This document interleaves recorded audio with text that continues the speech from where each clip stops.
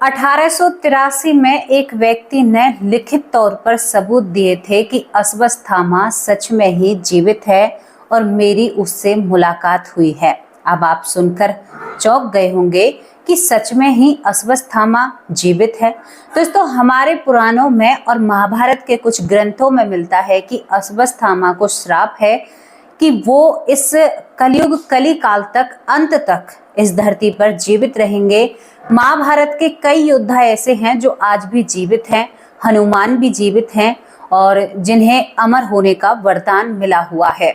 अब यहाँ पर बात ये घुमाने वाली है कि किसी व्यक्ति को दर्शन देना। एक दोस्तों, आप मथुरा की तरफ जाओगे तो वहां पर भी एक अश्वत्थामा झाड़ी है। कहते हैं कि वहां से कोई लकड़ियां नहीं उठा सकता। अश्वत्थामा वहां पर सभी को सावधान कर रहते हैं। अश्वत्थामा के बारे में कहा जाता है कि श्राप के कारण इनके माथे से हमेशा पीप, मवाद और यानी खून रिश्ता रहता है, क्योंकि इनके माथे पर कहते हैं मणि थी या कुछ ऐसी चीजें थी। दोस्तों, मैं आप लोगों से पूछना चाहती हूँ कि क्या आप इस बात पर यकीन कर सकते हैं? एक व्यक्ति ने लिखित तौर पर कहा था कि अश्वत्थामा, जिन्होंने मुझे साक्षात दर्शन दिए थे। हमारी लगन और रुचि जिस चीज में लग जाती है ना, वो चीज हमें जरूर प्राप्त होती है, चाहे कुछ भी हो जाए। कहते हैं ना कि हमारा जो यूनिवर्स है ना, जो हमारी पृथ्वी है, जो हमारा ब्रह्मांड है, हम जब किसी चीज को सोचते हैं ना, तो हमारे अंदर से एक ऊर्जा निकलती है। वो ऊर्जा हमारे शरीर के जो यहाँ पर चोटी का स्थान होता है, यहाँ से होकर डायरेक्ट वो ब्रह्मांड में जाती है। और जो पंच तत्वों से ये जो पृथ्वी बनी हुई है, ये डिसाइड करती है प्रकृति कि आपको इस चीज की कितनी इच्छा है। यानी आप ज्यादा इच्छुक उस चीज के होंगे तो वो आपके लिए जरूर होकर रहेगी। ये बात झूठ नहीं है। तो चलिए आपको सबूतों के साथ बताते हैं कि अश्वत्थामा किसी को सच में ही मिले थे या नहीं मिले, क्योंकि बहुत सारे लोग उनके बारे में जिक्र करते हैं कि हमने अश्वत्थामा को देखा है। एक किला ऐसा है जहां पर भोले बाबा का मंदिर है और वहां पर अश्वत्थामा रोज आते हैं और पूजा करके वहां से चले जाते हैं। कई बार पुरातत्व विभाग ने बहुत कोशिश की है, लेकिन आज तक कोई भी उन्हें नहीं देख पाया है। तो फिर इस इंसान ने कैसे अश्वत्थामा के, यहाँ पर श्री अश्वत्थामा के दर्शन किए, ये पूरी कहानी आपके सामने बयां करते हैं। आपको इसमें भी कुछ सीखने को और जानने को मिलेगा। चलिए दोस्तों, आपको हमारे साथ अगर अश्वत्थामा से मिलना है तो आपको हमारे साथ यहाँ पर चलना होगा। गुजरात के नवासारी यानी नवसारी के पास जहां पर एक गांव पड़ता है, गुजरात के नवसारी के पास एक गांव पड़ता है और उसी गांव में एक व्यक्ति का जन्म होता है 1913 में। 1913 में संजय जोशी नाम के लड़के का जन्म होता है और संजय जोशी एक ऐसे परिवार में पैदा हुए थे जहां पर भगवान को बहुत महत्व दिया जाता है, भगवान को बहुत माना जाता है और उसके घर में भागवत गीता, महाभारत सब कुछ के बारे में विस्तार से बताया जाता है। बच्चों को शिक्षा दी जाती है। जैसे जैसे संजय जोशी बड़े होने लगते हैं तो उनको भी ये सारी चीजें वरदान के तौर पर मिलती हैं। कैसे वरदान के तौर पर मिलती हैं मैं आपको बताऊं, क्योंकि घर में जब भगवान का आश्रय हो, भगवान की भक्ति हो, तो बच्चे अपने आप उसी चीज में ढल जाते हैं। तो यहाँ पर ये जो संजय जोशी हैं, ये भगवान की भक्ति खुद भी बहुत करते हैं। अपनी माँ से ये हमेशा यानी जो दादी थी, दादी से हमेशा कहानी सुनते आ रहे थे कि महाभारत का एक युद्ध ऐसा हुआ, तो इनमें सभी किरदारों के बारे में दादी बात करती है। लेकिन यहाँ पर संजय जोशी एक किरदार को बखूबी पकड़ते हैं, वो थे अश्वत्थामा। इस किरदार को पकड़कर ये मन में उनके प्रति एक छवि बना लेते हैं कि मुझे अश्वत्थामा से जरूर मिलना है। बचपन की लगन थी, धीरे धीरे बड़ा होता है। बड़ा होने के साथ साथ इसकी इच्छाएं और भी ज्यादा बढ़ने लगती हैं। घर वालों से पूछते हैं कि अश्वत्थामा कहाँ मिलते हैं। कई बार इनसे कहा जाता है कि यहाँ पर असीरगढ़ के किले में भी अश्वत्थामा रोज भोलेनाथ की पूजा करने के लिए आते हैं, जो कि बुरहानपुर के पास में असीरगढ़ का जो किला है दोस्तों, आज भी कहते हैं कि वहां पर अश्वत्थामा पूजा करने के लिए जरूर आते हैं, चाहे कुछ भी हो जाए। ये लड़का इन्हीं कहानियों के साथ और इन्हीं चीजों के साथ बड़ा होता है। बड़ा होने के साथ साथ इस लड़के की जिंदगी में एक और लड़की आ जाती है, इसकी शादी हो जाती है। लेकिन इसका सपना भक्ति, मतलब भक्ति जो जागरूक होती है वो अश्वत्थामा के प्रति होती है। मतलब बहुत लगन गहराई से, बचपन से कहानी सुनी थी ना, हमेशा चाह रहती है कि जरूर मिलूंगा, एक ना एक दिन जरूर मिलूंगा। लेकिन आप लोगों को पता है, जो बचपन की चीजें होती है ना, उन्हें लोग अक्सर भूल जाया करते हैं। जब गृहस्थ आश्रम में प्रवेश करते हैं ना, तो बचपन के सपने और बचपन की उम्मीदें खत्म हो जाती हैं। अब ये गृहस्थ आश्रम में बढ़ने लगता है। इनको एक बेटी, कई बेटे होते हैं। दोस्तों, जिंदगी में अश्वत्थामा का एक चैप्टर था जो कहीं दिमाग के किसी या दिल के कोने में पड़ा रह जाता है। बेटी बेटे बड़े हो जाते हैं, इसके बेटों से बच्चे होते हैं, तो इसके नाती पोते का ये होने लगता है। बेटी की शादी ये बुरहानपुर के पास ही करता है। और दोस्तों, यहाँ पर अब इसको जिंदगी में एक बहुत बड़ा झटका लगने वाला था। खूब इसके पोती और पोते हो रहे थे, नाती और नातिन हो रहे थे, और यहाँ पर जमाई इतना अच्छा मिला था कि बेटों से भी बढ़कर इसको प्यार किया करता था।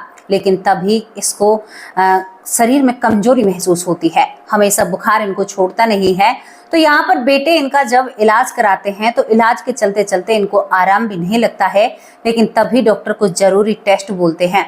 जब इसके चेकअप कराए जाते हैं, तो वहां पर सभी के पैरों तले जमीन खिसक जाती है, क्योंकि उस समय भारत में कैंसर जैसी बीमारी बहुत कम हुआ करती थी। यहाँ पर इस संजय जोशी को पता चलता है कि उसे भयानक कैंसर बीमारी है, जिससे वो नहीं बच सकता। अब यहाँ पर इसकी आंखों में आंसू आ जाते हैं। इस खबर को सभी सुनकर, जो बेटे होते हैं, बहुएं होती हैं, इनकी जो पत्नी होती है, इनकी जो बेटी होती है, जमाई होता है, सभी एक भारी चिंता में पड़ जाते हैं कि ये तो बहुत बुरी बात है, इनको कैंसर कैसे हो सकता है। लेकिन विधि के विधान को कौन बदल सकता है, होनी को कौन टाल सकता है। दोस्तों, यही सब कुछ चल रहा था। अब यहाँ पर जो संजय जोशी हैं, इस बात को जानते हुए कि मुझे कैंसर है, पूरे परिवार में निगाह घुमाते हैं, यानी अपनी नजर घुमाते हैं। सब समृद्ध हैं, अपने पैरों पर खड़े हुए हैं, उनकी कोई इच्छा नहीं बची है। ये कहते हैं अब अपने बच्चों को, अपनी बेटियों को अपने पास बिठाकर, ये कहते हैं कि बेटा, मुझे तीसरी स्टेज का कैंसर है, मैं बचूंगा तो हूं नहीं, लेकिन मेरी एक आखिरी इच्छा है जो बचपन से ही है। तुम्हारी दादी ने जो मुझे कहानी सुनाई, यानी मेरी दादी ने जो मुझे कहानी सुनाई, उस कहानी के साथ मैं बड़ा हुआ हूँ। मैं अश्वत्थामा को बहुत पसंद करता हूँ। वो मेरी जिंदगी है, मेरा लक्ष्य है। मैं उनकी बहुत भक्ति करता हूँ बचपन से ही, और मन ही मन उनका जाप मेरे दिमाग में चलता है। बेटा, मेरी आखिरी इच्छा है, क्योंकि मैं मरूंगा तो हूँ, मरना तो मुझे है, मैं अश्वत्थामा से मिलना चाहता हूँ। बेटा, मैं बचपन से रिसर्च कर रहा हूँ, जो जगह है, सबसे मेन जो जगह है जहां पर हमारी बिटिया की शादी हुई पड़ी है, यानी बुरहानपुर के पास, वहां पर जो किला है, असीरगढ़ के किले में अश्वत्थामा कहते हैं भोलेनाथ की रोज पूजा करने के लिए आते हैं। बेटा, मुझे वहां पर जाना है और उनसे साक्षात उनके दर्शन करने हैं, क्योंकि महाभारत काल का वही एक ऐसा व्यक्ति है जिसने महाभारत को अपनी आंखों से देखा था। मैं उस व्यक्ति से मिलना चाहता हूँ। फिलहाल व्यक्ति ही कहेंगे, यानी पूजनीय योग हैं। वो कहते हैं कि मैं उन्हें भगवानों की श्रेणी में लाता हूँ और मैं जरूर उनके दर्शन करूंगा। बच्चे कहते हैं कि पिताजी, आप वहां पर कैसे जाओगे, आपकी इतनी तबीयत खराब है, डॉक्टरों ने तो ये इलाज बताया है, वो इलाज बताया है। तो यहाँ पर जो संजय जोशी हैं, ये कहते हैं कि बेटा, मुझे कोई इलाज नहीं कराना, मुझे मरना तब भी है, मैं घर के पैसे को बर्बाद नहीं करना चाहता, वो बहुत सारी बातें हैं, मुझे इलाज कराना ही नहीं है। एक बात करो तुम बेटा, मुझे बेटी के घर कुछ दिन रहना है, वहीं से वो किला बहुत नजदीक पड़ता है, मैं उस किले में रोज जाकर देखूंगा, मैं वहीं पर मरना चाहता हूँ, उसी भूमि पर मरना चाहता हूँ। मेरे जीवन का ये एक बहुत बड़ा लक्ष्य है। बेटे बहू मना करते हैं कि बाबा, आपकी वहां पर मृत्यु हो गई तो क्या कहेंगे लोग हमसे, बेटे बहू से सेवा नहीं हुई। वो कहता है कि बेटी, अभी तो मुझे सेवा की जरूरत नहीं है, मैं चल फिर सकता हूँ। मुझे जैसी भी बात मिलेगी, जिस दिन मुझे अश्वत्थामा मिल जाएंगे, उस दिन मैं घर लौट आऊंगा। यहाँ पर दोस्तों, संजय जोशी को मिठाई खाने का बहुत शौक था। वो मिठाइयों का बहुत शौकीन होता है। दामाद कहता है कि मैं भी तो इनका बेटा ही हूँ, और बेटे और यहाँ पर जमाई और बेटी इस संजय जोशी को अपने साथ ले जाते हैं। पत्नी कहती है कि देखो जी, बात तो आपकी सही नहीं है।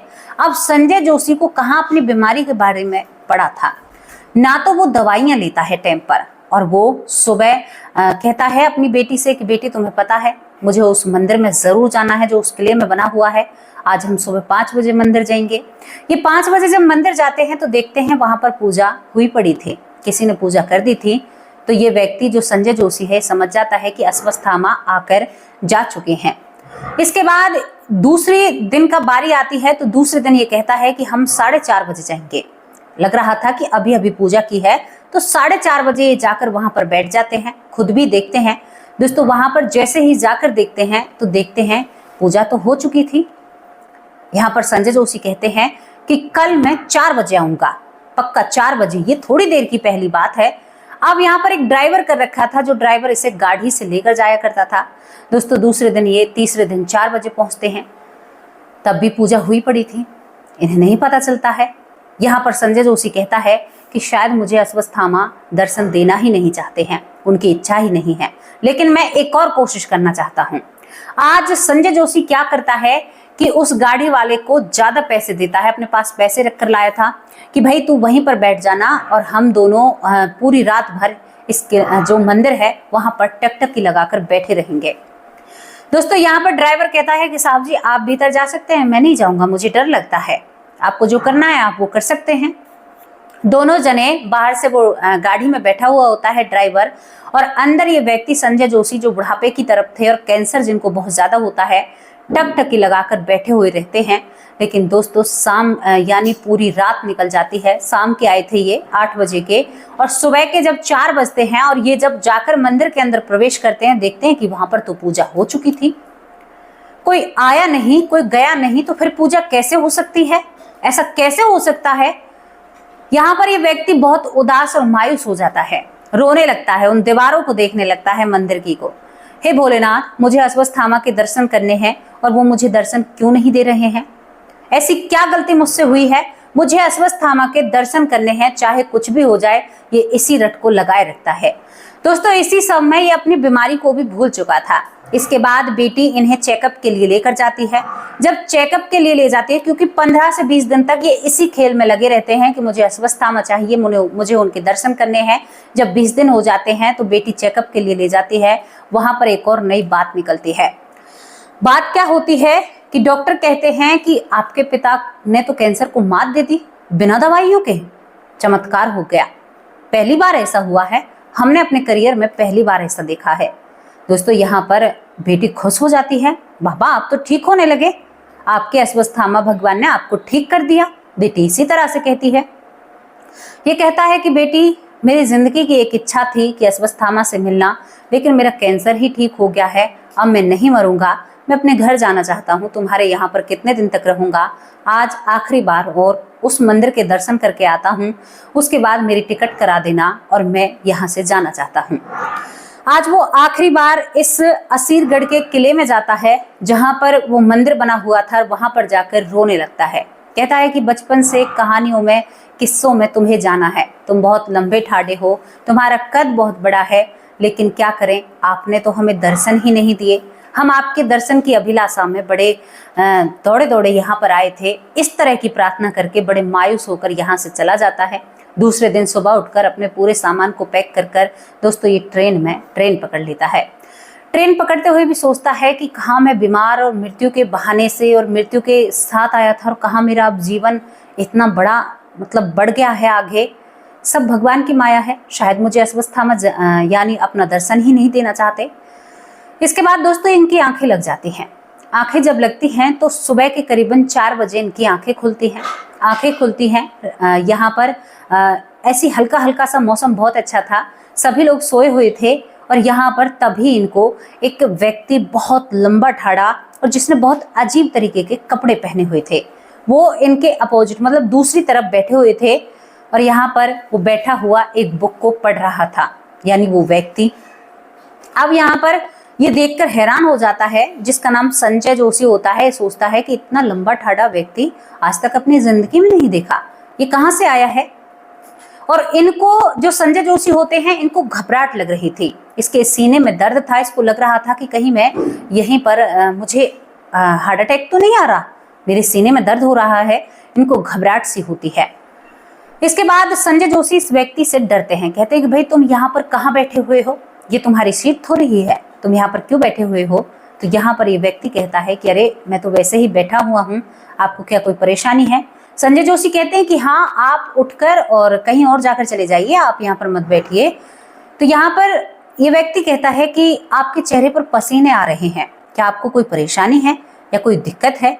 संजय जोशी को थोड़ी सी दिलासा मिलती है कि भाई इंसान तो अच्छा है, मेरे बारे में पूछ रहा है।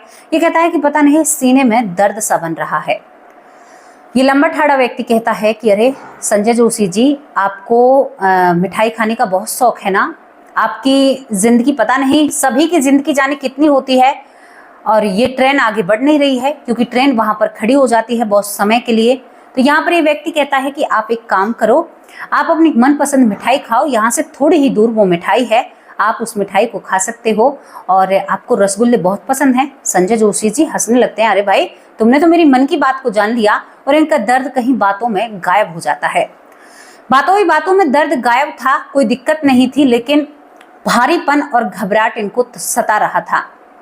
तभी यहाँ पर ये व्यक्ति कहता है कि संजय जोशी जी, यहाँ के आपको रसगुल्ले पसंद है ना? यहाँ के रसगुल्ले बहुत फेमस हैं। इससे आगे एक दुकान है, बहुत लजीज रसगुल्ले मिलते हैं, गुलाब जामुन भी मिलते हैं, आप खाना चाहते हैं तो खा सकते हैं। जिंदगी का क्या भरोसा। यहाँ पर संजय जोशी कहता है कि बात तो तुमने सही कही है। फिर ये व्यक्ति कहता है कि पता नहीं ये ट्रेन कितनी देर तक यहाँ पर खड़ी रहे। एक काम करो आप, मैं आपको यहीं पर आपका इंतजार करता हूँ। अगर ट्रेन छूट जाए तो आप बस से चले जाना, वरना आप अपनी मनपसंद मिठाई जरूर खा कर आओ, क्योंकि मिठाई तो खाना बनता है। दोनों में हंसी मजाक चलने लगते हैं। संजय जोशी अपनी जिंदगी को एक और मौका देता है। सोचता है कि घर ही तो जाना है, अकेला हूँ, इकलौता हूँ, लेकिन सीने का दर्द। वो कहता है कि भाई मेरे सीने में बहुत दर्द है। यहाँ पर ये व्यक्ति कहता है कि कोई बात नहीं, ठीक हो जाओगे। और पसीने संजय जोशी को आ रहे थे पूरे। यहाँ पर लक्षण तो ऐसे लग रहे थे मानो जैसे हार्ट अटैक होगा इनको।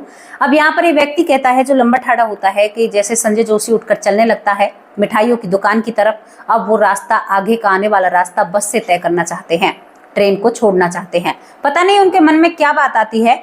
जैसे ही संजय जोशी चलते हैं तो यहाँ पर ये व्यक्ति कहता है कि संजय जोशी जी, मेरे सर में थोड़ा सा घाव है, क्या आपके पास कोई मलहम मिलेगा, कोई ऐसी दवाई मिलेगी? क्योंकि इसमें से हमेशा ना खून सा और मबाद सी आती रहती है। संजय जोशी हंसते हैं, कहते हैं कि भाई तकलीफ तो मुझे भी हो रही है, अगर ऐसी दवाइयों का बॉक्स मेरे पास होता तो खुद पहले मैं दवाई लेता। मैं तो रसगुल्ला खाने जा रहा हूँ, अगर तुम्हें भी खाने हैं तो चलो मेरे साथ, तुम भी खाओ। क्योंकि बुढ़ापे में मन ऐसा हो जाता है ना, मन बच्चों की तरह हो जाता है। ये कहते हैं कि नहीं नहीं, मुझे तो दवाई ही चाहिए थी, अगर आपके पास हो तो आप दे सकते हैं। ये कहता है कि कहाँ मैं दवाई लेकर फिरूंगा? अरे भाई तुम अपने घर उतरना, अपने घर दवाई लगाना। संजय जोशी जी अपना सामान लेकर पता नहीं क्यों वहां से उतर जाते हैं। वहां से उतरने के बाद वो थोड़ी दूर आगे चलते हैं लेकर अपने सामान को, तो सच में ही वहां पर एक बहुत अच्छी दुकान थी। यहाँ पर इस व्यक्ति ने संजय जोशी नाम लेकर इनका नाम पुकारा था, जबकि संजय जोशी ने अपना नाम इस व्यक्ति को नहीं बताया।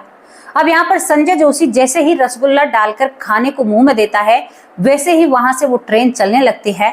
तभी संजय जोशी उस रसगुल्ले को नीचे धरकर ये सोचता है कि अरे इस व्यक्ति को मेरा नाम कैसे पता, मैंने तो परिचय नहीं दिया, मेरा नाम संजय जोशी है।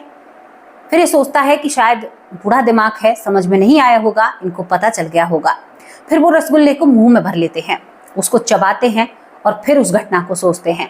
दोस्तों, जब इनके दिमाग में घटना आती है तो इन्हें पता चलता है कि संजय जोशी का जो नाम उस व्यक्ति ने लिया था, वो व्यक्ति मरहम मांग रहा था माथे पर, और माथे पर तो केवल यहाँ पर अश्वत्थामा को ही घाव है।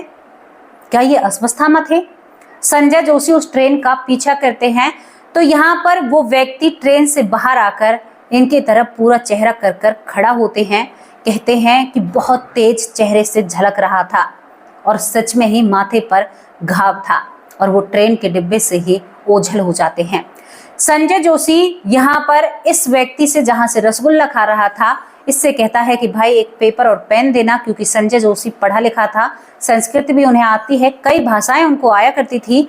तो यहाँ पर एक पूरा पत्र सा लिखता है, उसमें बताता है कि मुझे अश्वत्थामा के दर्शन हो चुके हैं और मेरी आखिरी यही इच्छा थी। ये क्योंकि हमेशा ये कहा करता था कि भगवान, मरने से पहले मुझे अश्वत्थामा के दर्शन जरूर होने चाहिए।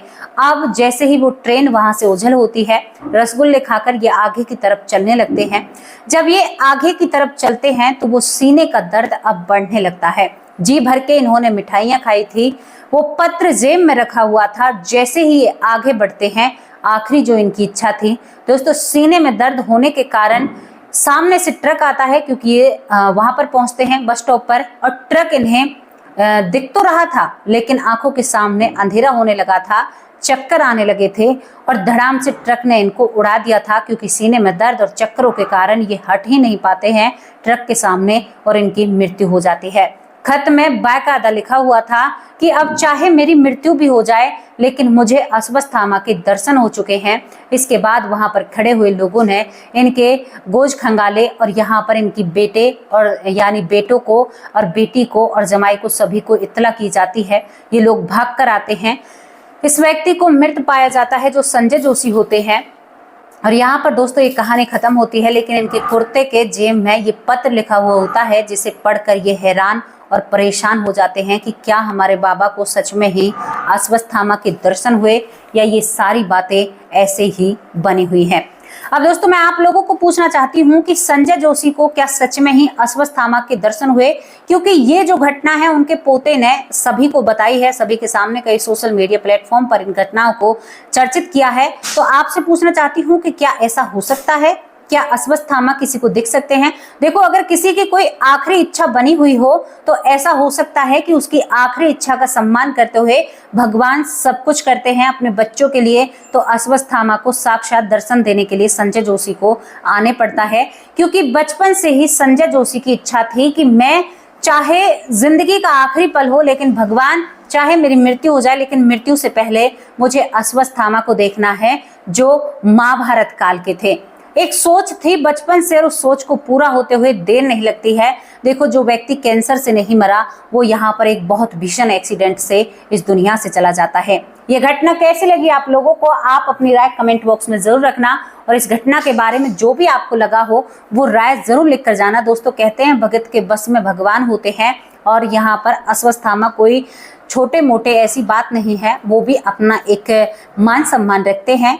वो एक अलग बात है कि उनकी क्या बातें हुई हैं देवताओं और उनमें, बाकी सब मैं आप लोगों पर छोड़ती हूँ। कैसी ये घटना लगी अपनी राय कमेंट बॉक्स में जरूर रखना। अब आप लोगों से विदा लेती हूँ, शाम को हाजिर होंगे आप सभी लोगों के नाम के साथ। तब तक के लिए नमस्कार, जय हिंद, जय भारत।